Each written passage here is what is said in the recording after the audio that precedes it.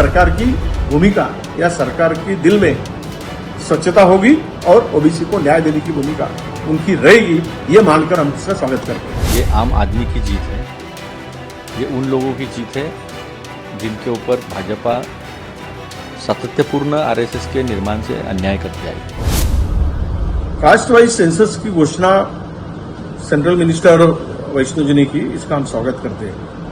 सच तो यह है कि ये काफी दिनों से हमारी मांग थी। राहुल जी ने संघर्ष करके इस मांग को कंटिन्यूस स्क्रीनिंग की बात की थी कि हर समाज को उसको अधिकार मिले, ये विशेष रूप से ओबीसी समाज को ये अधिकार मिले और उनके आरक्षण का भी जो प्रॉब्लम हो वो भी सॉल्व हो। सवाल यही आता है कि हमने जब हमारी सरकार थी सेंट्रल में, मनमोहन सिंह जी साहब ने इसका सेंसस करवाया था।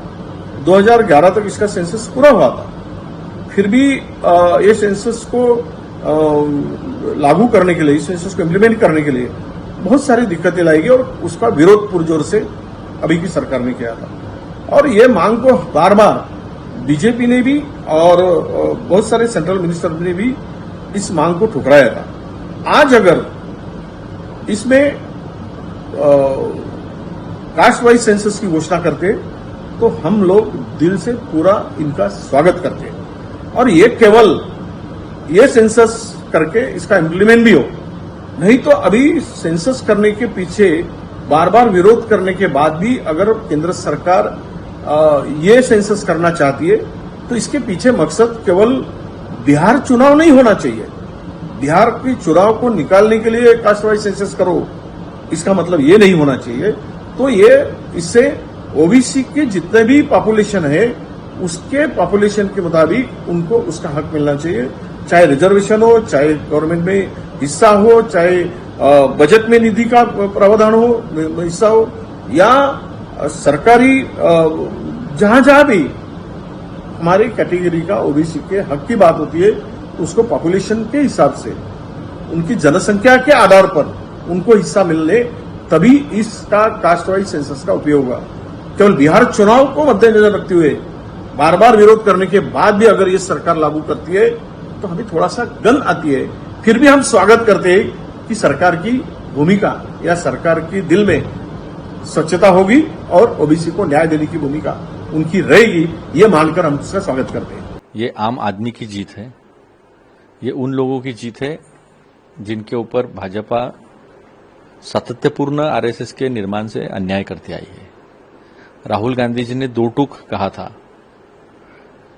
संसद में कहा था कि आप नहीं तो हम करेंगे ओबीसी की जनगणना और 50% की जो मियाद है उसे भी हम हटा देंगे। ये दबाव जो है आम आदमी के लिए राहुल जी ने कंटिन्यू बनाए रखा। अलग अलग समाज के लोगों से वो मिलते रहे, उनकी आर्थिक सामाजिक क्या अवस्था है ये खुद भी जानने की कोशिश की और सच्चाई जो है वो सातत्यपूर्ण ढंग से दुनिया के सामने, देश के सामने वो रखते गए। उन्होंने कहा मीडिया में कितने ओबीसी एससी एसटी है, उन्होंने कहा इंडस्ट्री में कितने एससी एसटी ओबीसी है, स्टार्टअप में कितने हैं, प्रशासन में कितने हैं, शासन में कितने हैं। ऐसे अनेकों क्षेत्रों को लेकर वो दबाव बनाते रहे और उस दबाव के मद्देनजर आज केंद्र सरकार को ये बात माननी पड़ी है और ये जीत जो है इस देश के जनता की है।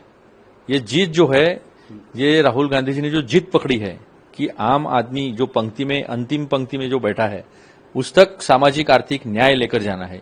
ये जीत वो जवाहरलाल नेहरू जी के विचार की है कि सोशलिस्टिक डेमोक्रेटिक पैटर्न, आखिरी व्यक्ति जब तक खुश नहीं होता है, उसके आंखों में हम आनंद नहीं देखते, चेहरे पे उसके हम हंसी नहीं देखते, तब तक हमारा कार्य खत्म नहीं होगा। उसकी भी ये जिद है और आज वो पूरी हुई है।